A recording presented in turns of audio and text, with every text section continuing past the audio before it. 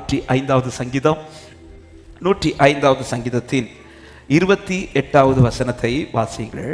அவர் இருளை அனுப்பி அந்தகாரத்தை உண்டாக்கினார். அவருடைய வார்த்தைகளை எதிர்ப்பார் இல்லை. கரங்களை உயர்த்தி சத்தமோ ஆமென் சொல்லுங்க பார்க்கலாம். அவருடைய வார்த்தையை எதிர்ப்பார் இல்லை. அவர் ஒரு வார்த்தையை அனுப்பினார் என்றால் அதை எதிர்க்கத்தக்க வல்லமை இந்த பூமியில எங்கேயுமே கிடையாது. இந்த வார்த்தையை சொல்வதற்கு முன்பாக ஒரு வார்த்தை சொல்லப்பட்டிருக்கு. அவர் இருளை அனுப்பி அந்தகாரத்தை உண்டாக்கினார் என்று. கர்த்தர் அந்தகாரத்தை உண்டாக்க வேண்டும் என்று அவர் தீர்மானம் எடுத்ததும் அவர் எதை அனுப்புகிறார் என்றால் இருளை அனுப்புகிறார். இந்த வார்த்தை இன்னைக்கு மாலையில தியானிக்கும் போது ஆண்டவர் இப்படி இடைப்பட துவங்கினார்.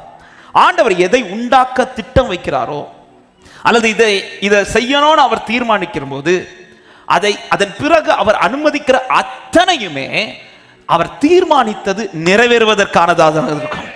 ஹல்லேலூயா. எதை திட்டம் பண்ணுகிறாரோ அதற்கானவைகளை தான் கர்த்தர் செய்து கொண்டே இருக்கிறார்.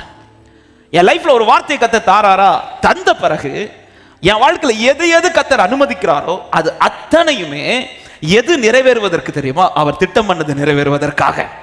இப்படி நான் ஒவ்வொன்றையும் பார்க்க துவங்குவேனே ஆனால் எந்த பாதையில என்னால புலம்பாமல் முறுமுறுக்காமல் இருக்க முடியும்? என் வாழ்க்கையில தேவன் அனுமதிக்கிறது எல்லாமே வார்த்தை வந்த பிறகு ஒரு காரியத்தை கர்த்தர் அனுமதிக்கிறார்னா, வார்த்தை வந்த பிறகு ஒரு காரியத்தை கர்த்தர் என் வாழ்க்கையில சந்திக்க வைக்கிறார்னு ஒரு தேவ பிள்ளை அதை எப்படி பார்க்கணும் தெரியுமா? ஐயோ வார்த்தை வந்த பிறகு எல்லாம் நெகட்டிவா நடக்குது இப்படி பார்க்க கூடாது. எனக்கு சொல்லப்பட்ட வார்த்தை நிறைவேறுகிறதுக்கு ஏதுவான காரியங்கள் நடந்து கொண்டிருக்கிறது. ஒரு ஊழியர் அழகா சொன்னார். இந்த வார்த்தை எனக்கு ரொம்ப பிடிச்சது. தீர்க்க தரிசனம் வந்ததும் எல்லாம் சாதகமா நடக்குதுன்னா அது பொய்யான தீர்க்க தரிசனம்.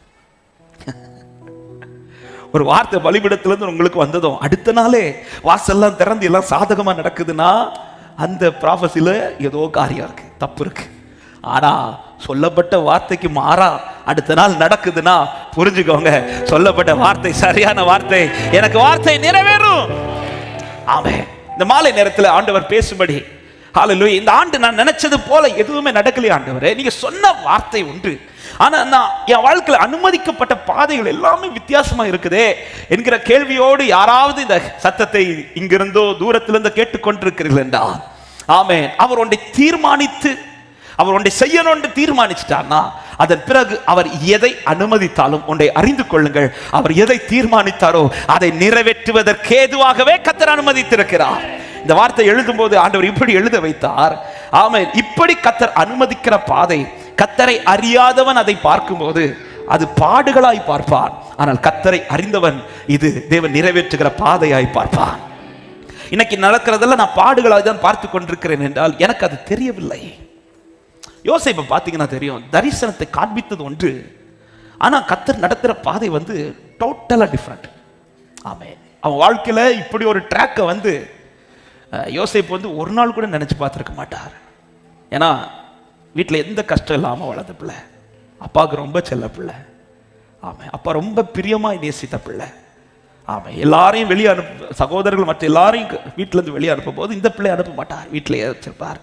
சகோதரர்களுக்கு உணவு கொடுக்க தான் அனுப்புவாரே தவிர வேற எந்த காரியத்துக்கு அனுப்ப மாட்டார். ஏன்னா அவ்வளோ பிரியமான பிள்ளை. இப்படி வளர்ந்த பிள்ளைக்கு ஒரு நாளில் எல்லாமே இப்படி ஒரு மாறும்.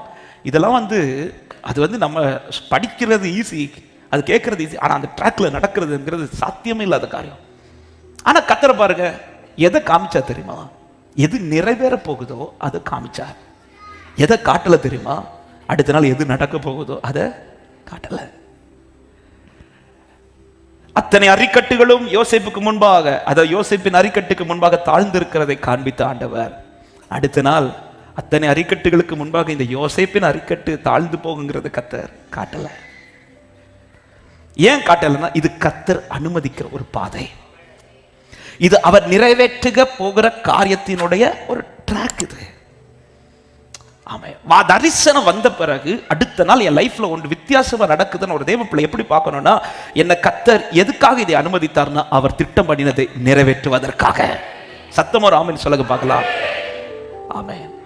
எனவேதான் யோசேப்பினுடைய அந்த பாதையில ஒரு இடத்துல கூட யோசேப்பு முறுமுறுத்ததாகவோ அல்லது ஆண்டவரை பார்த்து ஒரு கேள்வி கேட்டதாகவோ, ஆண்டவர் ஏன் எனக்கு இப்படி அனுமதிச்சீங்க? சகோதரர்களை பார்த்து அழுதார், அவன் சகோதரர்கள்ட்ட கெஞ்சினார். ஆனா ஆண்டவர் கிட்ட ஒரு இடத்துல கூட ஏன் ஆண்டவர் எனக்கு இப்படி அனுமதிச்சீங்கன்னு யோசேப்பு கேட்கல. ஏன்னா யோசேப்புக்கு தெரிஞ்சிருந்துச்சு, ஆமே எனக்கு தரிசனத்தை காண்பித்த பிறகு எனக்கு இந்த பாதைனா, இந்த பாதை அழிவுக்கான பாதை அல்ல, இது தரிசனம் நிறைவேறுவதற்கு ஏதுவான பாதை. அதனாலதான் ஒவ்வொரு சிச்சுவேஷனையும் யோசேப்பு தைரியமா ஃபேஸ் பண்றார். இதே 105வது சங்கீதத்தில் அந்த யோசேப்பை குறித்து சொல்லும் போது கூட 19வது வசனத்தில் சொல்லப்பட்டிருக்கிறது, கர்த்தர் சொன்ன வார்த்தை நிறைவேறும் அளவும் அவருடைய வசனம் அவனை புடமிட்டு கொண்டிருந்துச்சு, அவனை ட்ரெயின் பண்ணிட்டே இருந்துச்சு. ஹல்லேலூயா. ஒவ்வொரு ட்ராக்லையும் ஆமென் யோசேப்பு அறிஞ்சுக்கிட்டார், ரைட் இந்த பாதை எதுக்கு தெரியுமா, எனக்கு சொல்லப்பட்டது நிறைவேற்றுவதற்கான பாதை. கர்த்தர் ஏன் இன்னைக்கு இதை அனுப்பியிருக்கிறார், ஏன் அனுமதிச்சிருக்கிறார், இது திட்டம் பண்ணினதை நிறைவேற்றுவதற்காக. தேவன் எனக்கு திட்டம் பண்ணினதை நிறைவேற்றுவதற்கான இந்த பாதை என்பதை யோசேப்பு அறிந்ததினால எந்த இடத்திலும் முறுமுறுக்கல, எந்த இடத்திலும் கலங்கல, அவன் தைரியமா நின்றார். ஏற்ற காலத்திலே அவர் திட்டம் பண்ணினது அதே பாதையிலே நிறைவேறினது. சத்தமாய் ஆமென் சொல்லுங்க பார்க்கலாம். ஹல்லேலூயா. எதை திட்டம் பண்றாரோ அந்த திட்டம் பண்ணினது நிறைவேற்றவே அதற்கானவைகளை கர்த்தர் அனுமதித்திருக்கிறார். ஏன் இந்த வார்த்தை இவ்வளவு பேசுகிறேன் என்றால், நான் இயேசுவின் நாமத்தில் தைரியமா இந்த வார்த்தையை சொல்லுகிறேன். வார்த்தை உடைய தேவ பிள்ளையே, இன்றைக்கு நீங்கள் சந்தித்து கொண்டிருக்கிற, நாளை சந்திக்க போகிற அத்தனையும் திட்டம் பண்ணினது நிறைவேறுவதற்கு ஏதுவானது என்று நம்புறவங்க மாத்திரம் வலது கரத்தை உயர்த்தி சத்தமாய் ஒரு ஆமென் சொல்லுங்க பார்க்கலாம். ஹல்லேலூயா. வார்த்தையை பிடிச்சிட்டு நான் இன்னைக்கு உன்னை சந்திக்கிறேன் என்றால் நீங்க வார்த்தையை பிடிச்சு சொல்லுங்க, இது நிறைவேறுவதற்காக தேவன் இதை அனுமதித்திருக்கிறார். அந்தகாரத்தை உண்டு பண்ண அவர் இருளை அனுப்பினார். அப்ப அனுப்பப்பட்டது என்ன செய்ய போகுதுன்னா, அவர் எதை உண்டாக்கணும்னு நினைச்சாரோ அது உண்டாக்க போகுது. ஹல்லேலூயா. எகிப்திற்குள்ள கொண்டு வந்து யோசேப்பை அதிபதியை நிறுத்த வேண்டும் வந்து தேவனுடைய திட்டம். அது கர்த்தர் அனுப்பின இருளை எப்படி அனுப்பினாரோ அதே போலதான் யோசேப்புக்கு சில காரியத்தை அனுப்புகிறார். ஒன்று, சகோதரர்களுடைய விரோதம் அவனுக்கு வாழ்க்கையில வருது. அந்த விரோதம் வந்ததுனால என்ன இன்சிடென்ட் நடக்குதுன்னா, அவன் அங்கிருந்து எகிப்துக்குள்ள போகிறான். எகிப்திற்குள்ள வந்தவன் இப்பொழுது அடுத்து பார்வோனுக்கு ஒரு சொப்பனத்தை கர்த்தர் அனுப்புகிறார். அந்த சொப்பனம் வந்ததுனால எகிப்திலிருந்து அவன் அடுத்த ஒரு நிலைக்கு வரான். ஆமென். இன்னும் மாத்திரம் இல்ல, சகோதரர்கள் முன்பாக வந்து நிற்பதற்காக கர்த்தர் இன்னொன்னு அனுப்புறார், அதுதான் பஞ்சம். அந்த பஞ்சத்தை அனுப்புனதுனால மொத்த சகோதரர்களும் இப்பொழுது யோசேப்புக்கு முன்பாக வந்து நிற்கிறாங்க. ஆமாம். அப்போ ரிசல்ட் திட்டம் பண்ணது நிறைவேறுது, ஆனா நடத்தின பாதை அவன் அறியாத பாதை. ஹல்லேலூயா. எத்தனை பேருக்கு இந்த மாலை நேரத்தில் தைரியமாய் சொல்ல, இந்த வருஷம் கர்த்தர் என்னை நடத்தின அத்தனை பாதைகளும் அவர் திட்டம் பண்ணினது நிறைவேற்றுகிற பாதை என்று நம்புறவங்க மாத்திரம் வலது கரத்தை உயர்த்தி சத்தமாய் ஆமென் சொல்லுங்க பார்க்கலாம். ஆமென். உம்மை நம்பி நடக்கிறேன் தகப்பனே,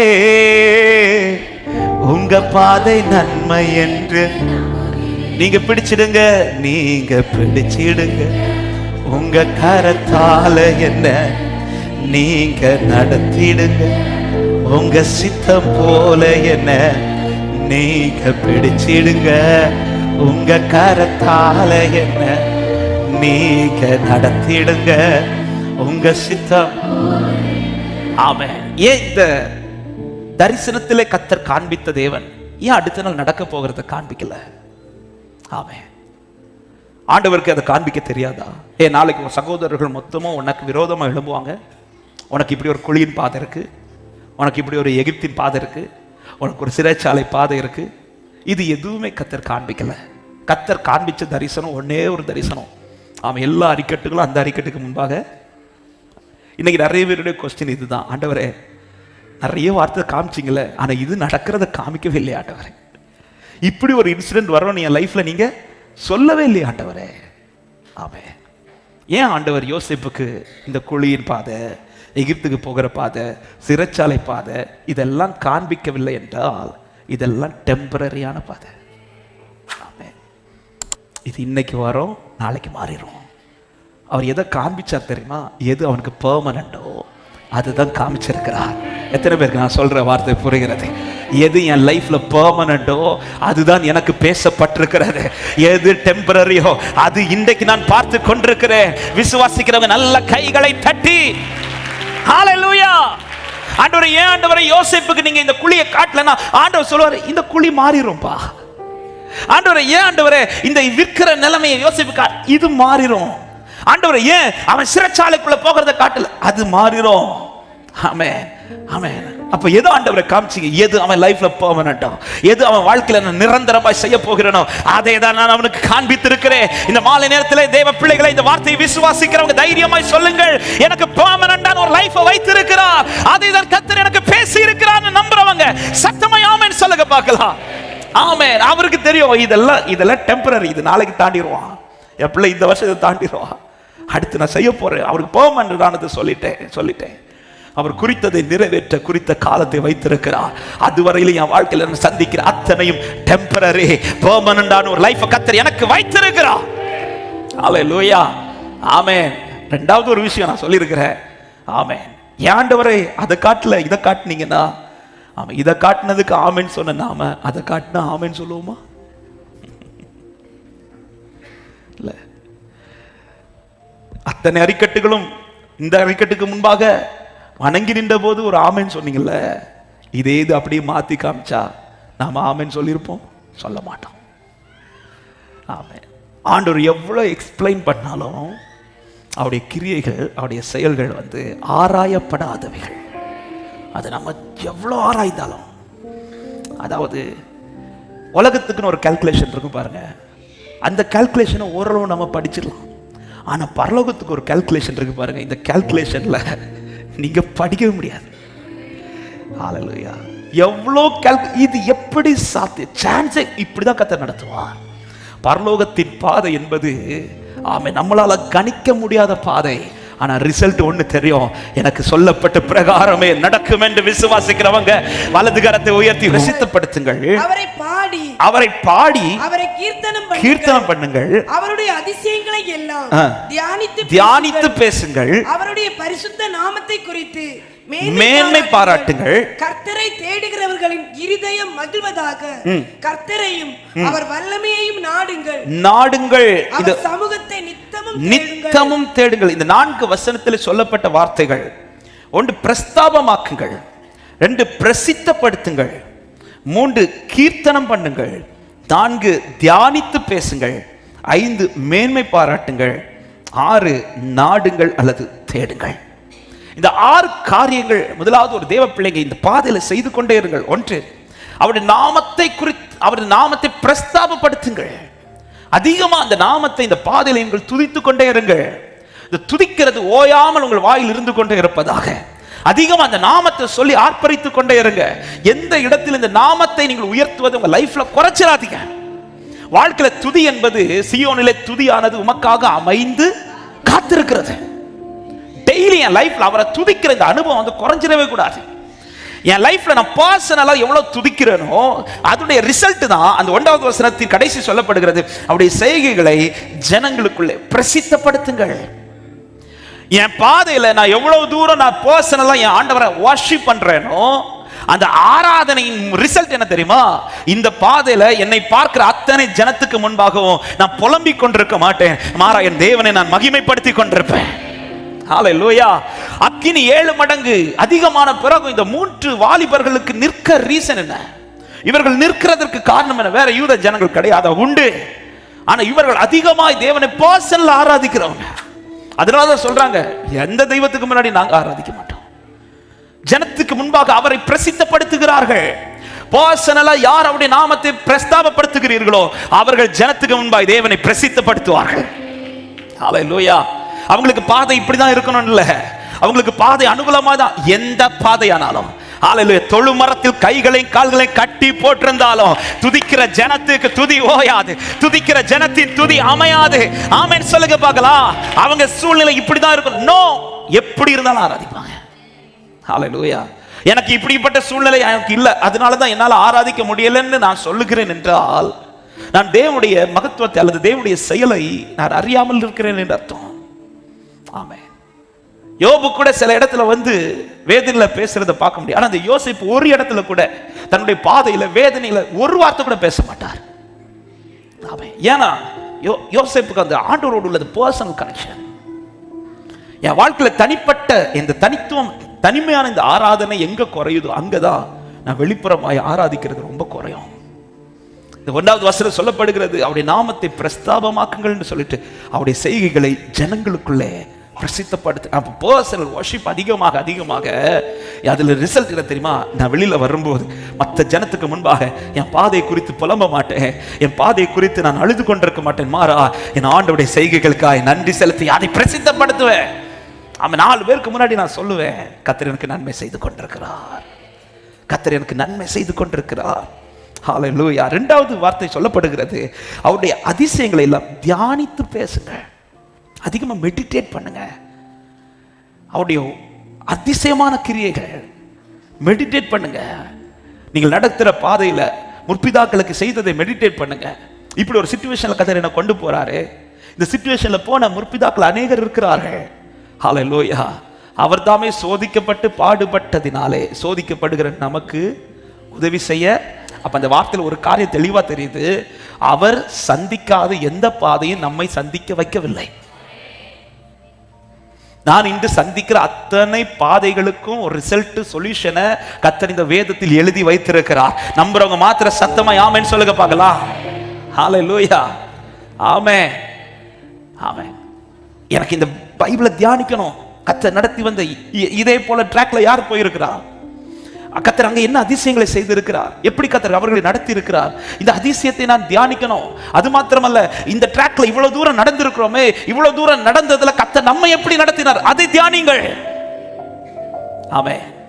இங்க அநேகர் வார்த்தை பிடித்து இன்னும் காத்திருக்கிற உள்ளங்கள் இந்த கூட்டத்தில் உண்டு என்று நான் விசுவாசிக்கிறேன்.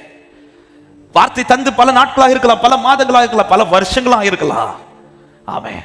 இனி அடுத்த வருஷத்துக்குள்ள நான் எப்படி கால் எடுத்து வைக்க போறேன், என்ன நம்பிக்கையில கால் வைக்க போறேன், இப்படி ஒரு கேள்வி வரும்போது நான் ஒரு வார்த்தை உங்க முன்னாடி வைக்கிறேன். இத்தனை வருஷம் வார்த்தை தந்து உங்களை நடத்தினாரே, இத்தனை வருஷம் நடத்தினதுல கர்த்தர் உங்களை எப்படி நடத்தி வந்தார் அதை தியானிங்கள். நிறைவேறல, ஆனா நன்றாய் நடத்தி கொண்டிருக்கிறார் அல்லவா, அவர் ஏதோட செய்து கொண்டிருக்கிறார், அதை தியானிங்கள். அதை தியானிக்க தொடங்குவீங்கன்னா உங்களுக்கு நம்பிக்கை உண்டாகும். ஆமா, எனக்கான நாட்கள் சீக்கிரத்தில் நெருங்கி கொண்டிருக்கிறது. கர்த்தருடைய வசனம் அவனை புடமிட்டு கொண்டிருந்து ட்ரெயின் பண்ணிட்டு இருந்துச்சா. நான் தியானிக்க தியானிக்க இந்த வசனம் என்ன செய்யுமா, நம்ம ட்ரெயின் பண்ணோம். இந்த மிலிட்டரிக்கெல்லாம் ஆட்கள் எடுக்கும்போது அல்லது போலீஸுக்கு ஆட்கள் எடுக்கும்போது ட்ரைனிங் கொடுப்பாங்கல்ல, இந்த ட்ரைனிங் ட்ரைனிங்லேயே பாதியோர் ஓடிடுவாங்க. மிலிட்டரிக்கெல்லாம் ட்ரைனிங் கொடுக்கும்போது அது ட்ரைனிங் தாங்க முடியாமல் ஓடிடுவாங்களாம் வேலையை விட்டு. இன்னைக்கு அதே போலதான் கத்த காத்திருக்கிற பாதையில சில வார்த்தை நிறைவேற்றுற பாதையில இது ட்ரெயின் பண்றார். ஹல்லேலூயா. ட்ரெயின் பண்ணி நடத்திட்டு இருக்கிறார். இந்த ட்ரைனிங் இன்னைக்கு சிலருக்கு பிடிக்க மாட்டேங்குது. நமக்கு எடுத்த உடனே டைரக்டா மேட்சுக்கு தான் போனோம். இந்த பிராக்டிஸ் பண்றது சிலர்லாம் பாருங்க, திடீர்னு விளையாட போவாங்க. என்ன மாதிரிப்பட்ட கேஸுகள்லாம் பேட்மிண்டன் விளையாட போறது, திடீர்னு விளையாட போகும்போது எடுத்தோடனே இந்த கொஞ்சம் வார்ம் அப்லாம் பண்ணுவாங்க. இதெல்லாம் பண்ண மாட்டோம். நமக்கு எடுத்தோடனே அடிக்கணும். இப்படி எடுத்தோடனே அடிக்கிற கேஸுகள்லாம் பார்த்தீங்கன்னா அடுத்த நிமிஷத்தில் கை சுளுக்கு பிடிச்சி அதுக்கப்புறம் 1 மாசத்துக்கு விளையாட ஆகிட்டேன். ஆனால் நல்ல விளையாட தெரிஞ்ச மக்கள்லாம் பார்த்துங்க, அவங்க எடுத்தோடனே ஒரு வார்ம் அப் பண்ணுவாங்க. ஏன் நமக்கு இது எடுத்தோடனே அடிக்கணும்னு தோணுதுன்னா இந்த வார்ம் அப் பண்ணுறது பிடிக்காது. இதே போலதான் சில ட்ரைனிங்ல கர்த்தர் கொண்டு போறார். இந்த ட்ரைனிங் பீரியட் கொஞ்சம் கஷ்டமா தான் இருக்கும். ஆனா இந்த ட்ரைனிங் முடியும் போது எனக்கு ஒரு மகிமையான ஒரு காரியம் காயத்தமா இருக்கிறது. அவருடைய அதிசயங்கள் எல்லாம் தியானித்து பேசுங்கள். 3வது வசனம் சொல்லப்படுகிறது, அவருடைய பரிசுத்த நாமத்தை குறித்து மேன்மை பாராட்டுங்க. அவரை குறித்து உயர்வாவே பேசிட்டு இருங்க. ஆமென். சவுல் மற்றும் இஸ்ரவேல் ஜனங்கள் கோலியாத்துக்கு முன்பாக பயந்து விலகி போக காரணம், அவர்கள் கோலியாத்தின் வல்லமை பெருசா பார்த்தாங்க. கோலியாத்தினுடைய வல்லமை பெருசா பார்க்கறாங்க. ஆனா தாவீது அவர்கள் நடுவில் நிற்க காரணம், அவன் கோலியாத்தை விட இன்னொருவருடைய வல்லமையை பெருசா பார்க்கறான். ஆமென். இந்த பார்வை ஒரு தேவ பிள்ளைக்கு ரொம்ப ரொம்ப முக்கியம். கடந்த வாரத்தில் தான் சொன்னேன்னு நினைக்கிறேன். சீஷர்கள் நடுக்கடலில் இயேசு வருகிறது வரையில தான் கத்திட்டே இருப்பாங்க, அலறுவார்கள், பயப்படுவார்கள். ஆனா இயேசுன்னு தெரிஞ்ச பிறகு அதே சீஷர்கள் ஈவன் ஆண்டவர்கிட்ட ஒரு வார்த்தை கூட, ஆண்டவரை இந்த கடலை அமைதியாக்குங்கன்னு கூட கேட்க மாட்டாங்க. இயேசு படகுல ஏறின பிறகு கடல் அமைதியாகும். ஆமென். ஆனா அந்த இடத்துல இயேசுதான் தெரிஞ்ச பிறகு, நான் தான் பயப்படாதிருங்கள்னு இயேசு சொன்ன பிறகு அந்த சீஷர்கள் அதன் பிறகு ஈவன் ஒரு வார்த்தை கூட, ஆண்டவரை இந்த கடலை அமைதியாக்குவீங்களா, அப்படி ஒரு கொஸ்டின் கூட ஏன் கேட்கலன்னா, இயேசு வருகிறது வரையிலும் அவர்கள் கடலின் வல்லமை பெருசா பார்த்தாங்க. ஆனா இயேசு வந்த பிறகு அவங்களுக்கு தெரியுது, அதை விட வல்லமையானவர் என் ஆண்டவர். இன்னைக்கு நான் எதை குறித்து மேன்மை பாராட்டுகிறேன்? ஆமென். ஆண்டவரை குறித்து மேன்மை பாராட்டுறோமா, அல்லது கோலியாத்தை குறித்து மேன்மை பாராட்டுறோமா? இன்னைக்கு நான் எதின் வல்லமையை பெருசா பார்க்கிறேனோ அதுக்கு கீழே தான் நான் இருப்பேன். என் பலவீனத்தின் வல்லமையை நான் பெருசா பார்த்தா அதுக்கு கீழே தான் நான் இருப்பேன். என்னோட போராடுகிற சத்துருடைய வல்லமையை நான் பெருசா பார்த்து அதை பேசிட்டு இருப்பேன், அதுக்கு கீழே தான் நான் அடிமையா இருப்பேன். எதை குறித்து நான் மேன்மை பாராட்டுகிறேனோ அதுதான் என்னை மேற்கொள்ளும். ஆமென் சொல்லுங்க பார்க்கலாம். எதை குறித்து நான் மேன்மை பாராட்டுகிறேன்? ஆண்டவருடைய நாமத்தை குறித்து நான் மேன்மை பாராட்டுகிறேன் என்றால் அந்த நாமத்திற்கு மேலான ஒரு வல்லமை இந்த பூமியில் இல்லை என்று நம்புகிறவர்கள் சத்தமாய் ஆமென் சொல்லுங்க பார்க்கலாம். அந்த நாமத்தை குறித்து மேன்மை பாராட்டுங்க. என் வாழ்க்கையில் நான் எதை குறித்து மேன்மை பாராட்டுகிறேன்? எதை பத்தி அதிகமா பேசிட்டு இருக்கிறேன்? ஆமென், ஹல்லேலூயா. எனவே இந்த காரியத்தில் ஒரு தேவப்பிள்ளை ரொம்ப கவனமா இருங்க. ஆண்டவரை குறித்து பேசுறதுல, ஆண்டவர் குறித்து சொல்றதுல, ஆண்டவருடைய நாமத்தை மகிமைப்படுத்துவதில் இந்த வாய் ஸ்பீட் ஆகிட்டே இருக்கும். வேகமா பேசணும், வேகமா பேசணும். ஹல்லேலூயா. பிள்ளைக்க காத்திருக்கும் போது ஆண்டவர் கற்றுக் கொடுத்த பாடத்தில் ஒன்று அதுதான். எவ்வளவு தூரம் நம்ம ஆண்டவர் நம்முடைய காத்திருப்பின் நாட்களானாலும் சரி, அல்லது தேவன் நடத்துகிற பாதையில் எவ்வளவு தூரம் அவரை குறித்து நான் விசுவாசத்தோட பேசுகிறேனோ அதுதான் எனக்கான நன்மையை வேகமா இழுத்துட்டு வரும். ஹல்லேலூயா. காத்திருக்கிற நாட்கள் சீக்கிரம் வரணுமா? சுத்தி இருக்கிறவங்கள்ட்ட அவரை குறித்து அதிகமா பேசுங்க. ஆமா, உங்கள்கிட்ட இல்லைங்கிறத வெளிப்படுத்துறதை விட இல்லாதவைகளை இருக்கிறதாய் வரவரை குறித்து பேசுங்க. அவரை குறித்து பேசுங்க. எதை குறித்து நான் அதிகம் பேசுகிறேன் அதுதான் என்னை ஆட்கொள்ளும். கோலியாத்தின் வல்லமை இஸ்ரவேல் சேனை பெரிதா பார்க்க பார்க்க பார்க்க பார்க்க கோலியாத்தை பார்த்ததுமே இவர்கள் விலகி போகிறார்கள். ஆனால் தாவீதுக்கு அதை ஏன்னா தாவீது அந்த வல்லமையை தாண்டி இன்னொரு வல்லமை பார்க்கிறான். சவுல் கூட கோலியாத்தை குறித்து தான் தாவீது சொல்ற. அவனை குறித்து பாத்தியா? நீங்க படிச்சீங்கன்னா தெரியும். 1 சாமுவேல் 17வது அதிகாரம். ஆமென், கர்த்தருக்கு மகிமை உண்டாவதாக. ஹல்லேலூயா. இப்போ தாவீது சவுலின் இடத்தில் கொண்டு வரப்பட்டதும் சவுல் தாவீதை பார்த்து சொல்ற வார்த்தையை கவனிங்கள். கர்த்தருக்கு மகிமை உண்டாகட்டும். 31 முதல் வாசியுங்கள். தாவீது சொன்ன வார்த்தைகளை அவர்கள் கேட்டு அதை சவுலின் சமூகத்தில் அறிவித்தார்கள். அப்பொழுது அவன் அவனை அழைப்பித்தான். தாவீது சவுலை நோக்கி, இவன் நிமித்தம் ஒருவனுடைய இருதயமும் கலங்க வேண்டியது இல்லை. உம்முடைய அடியானாகிய நான் போய் இந்த பெலிஸ்தனோட யுத்தம் பண்ணுவேன் என்றான். தாவீது சொன்னதோ அடுத்து சவுல் சொல்றார் பாருங்க, 33வது வசனம். அப்பொழுது சவுல் தாவீதை நோக்கி, நீ இந்த பெலிஸ்தனோட எதிர்த்து யுத்தம் பண்ண உன்னால் ஆகாது. முடிவே எழுதுறார். அவனுடைய வல்லமையை பார்த்து முடிவெழுதுற உன்னால் ஆகாதுன்னு சொல்லிட்டு அடுத்து சொல்றாரு, நீ இளைஞன், அவனோ தன் சிறு வயது முதல் யுத்த வீரன் என்றான். அவன் கோலியாத்தை குறித்து அவ்வளவு விவரமா பேசிட்டு இருக்கும் போது தாவீது அதை குறித்து மைண்டே பண்ணல. ஆமென். தாவீது அந்த இடத்துல ஐயோ தெரியாம வந்துட்டோமோ அப்படி யோசிக்கல. கோலியாத்தை குறித்து ஒரு பிக்சர் அப்படியே கோலியாத் நின்னு தன்னை குறித்து அவன் எக்ஸ்பிளைன் பண்றதை விட சவுல் பயங்கரமா எக்ஸ்பிளைன் பண்றாரு. பெலிஸ்தியர்கள் அவனை குறித்து எக்ஸ்பிளைன் பண்றதை விட சவுல் தாவீது அவ்வளவு எக்ஸ்பிளைன் பண்ணும்போது தாவீது கொஞ்சம் கூட கலங்காம அடுத்த வார்த்தை சொல்றாரு பாருங்க. தாவீது சவுலை பார்த்து, உம்முடைய அடியான் என் தகப்பனுடைய ஆடுகளை மேய்த்துக் கொண்டிருக்கிற போது ஒரு விசை ஒரு சிங்கமும் ஒரு விசை ஒரு கரடியும் மந்தையில் இருக்கிற ஒரு ஆட்டை பிடித்து கொண்டது. நான் அதை தொடர்ந்து போய் அதை அடித்து அதை அதன் வாய்க்கு தப்புவித்தேன். அது என்மேல் பாய்ந்த போது நான் அதன் தாடியை பிடித்து அதை அடித்து கொன்றேன். அந்த சிங்கத்தையும் அந்த கரடியையும் உம்முடைய அடியானாகிய நான் கொண்டேன்.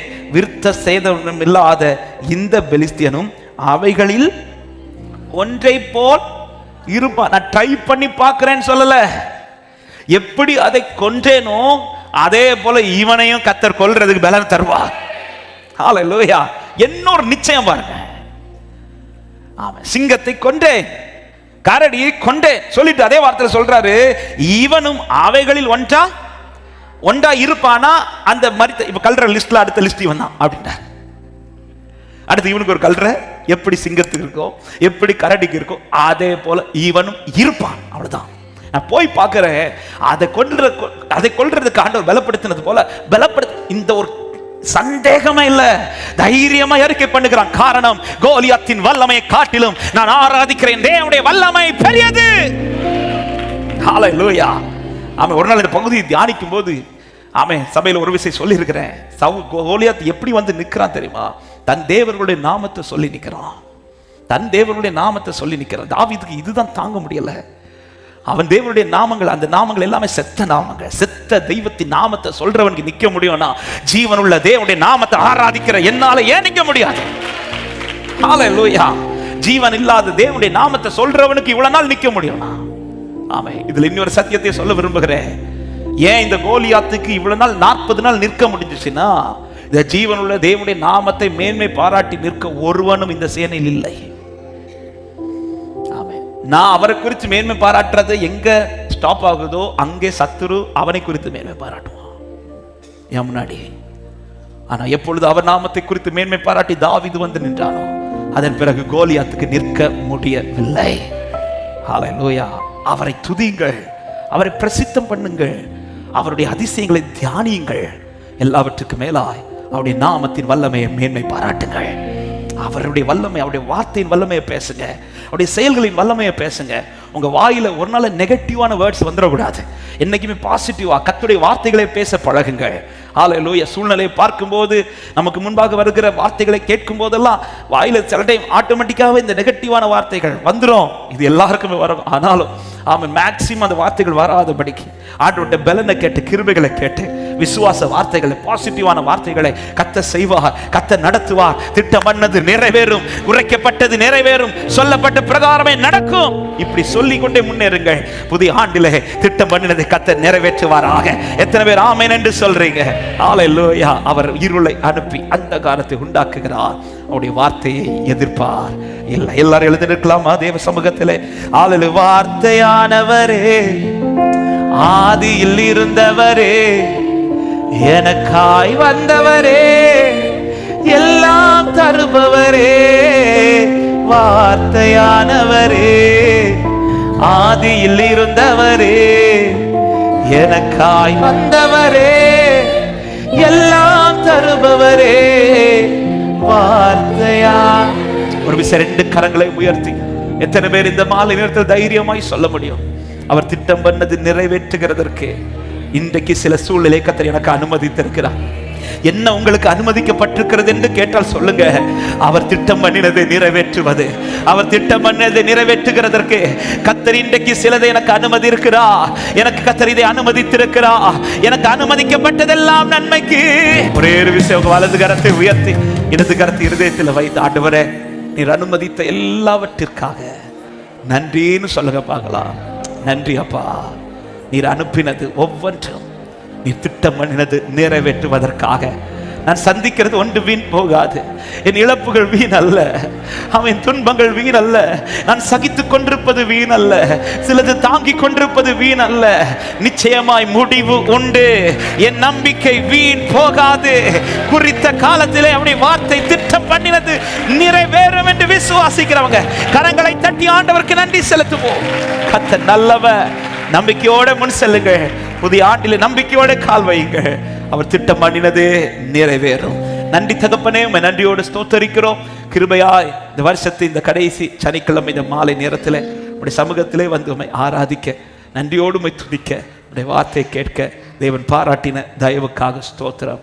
ஆண்டவரே, நீர் எதை எதை எங்கள் வாழ்க்கையில் அனுமதித்தீரோ அது அத்தனையும் நீர் திட்டம் பண்ணினது நிறைவேறுவதற்கு எதுவானதே அப்பா. நாங்கள் சந்திக்கிறதை குறித்து புலம்பாதபடிக்கு ஆண்டவரே, நீர் நடத்துகிற பாதை நன்மை என்பதை அறிந்து தொடர்ந்து முன் செல்ல கிருபை கொடும். நடத்துகிறவர் நீர் உண்மை உள்ளவர். சொல்லப்பட்ட வார்த்தையும் உண்மை உள்ளது. எனக்கு சொல்லப்பட்ட பிரகாரமே நடக்கும் என்கிற நிச்சயத்தோடு ஆண்டவரே, புதிய ஆண்டுக்குள் உடைய பிள்ளைகள் நம்பிக்கையோடு கால் வைக்க கிருபை கொடும், பலப்படுத்தும். ஒவ்வொருவரையும் சமாதானத்தோடு அனுப்பும். இந்த கூடுகை மூலமாக வந்த எல்லா துதிக்கான மகிமையும் ஒருவருக்கே செலுத்துகிறோம். நீர் மாத்திரம் பெருகவும் நாங்கள் சிறுக வேண்டும். இயேசுவின் நாமத்தில் ஜெபத்தை கேளும் எங்கள் ஜீவனுள்ள நல்ல பிதாவே.